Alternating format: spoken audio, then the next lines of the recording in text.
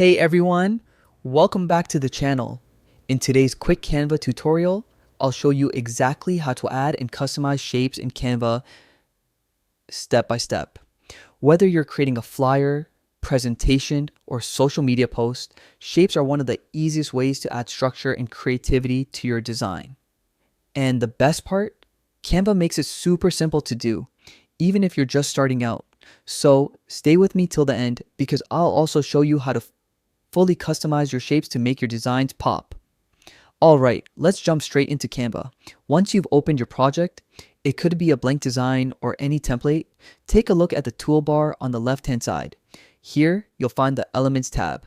This is where Canva keeps all the fun stuff: photos, videos, illustrations, lines, and of course, shape.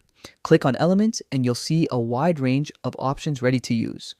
Now, inside the Elements tab, go to the search bar at the top and type in shape. Canva will instantly display tons of shape options, from basic ones like circles, squares, and triangles, to more creative ones like abstract forms, frames, and even blob shapes. To view everything available, click See All. This gives you the full collection so you can pick whatever matches your design style. Once you've found the shape you want, adding it is super easy. Simply click and drag the shape onto your design area. Or just click once and Canva will place it automatically in the middle of your canvas. Now you can move it around, resize it, or rotate it however you like. This step alone can instantly add structure and balance to your design.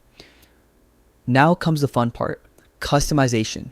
Click on your shape to open the editing toolbar at the top. From here, you can change its color to match your theme, adjust the transparency, or even duplicate it to create cool layered effects. You can also add text on top, combine multiple shapes, or use them as background highlights behind photos or icons.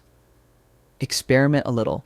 Canva's drag and drop tools make it super beginner friendly.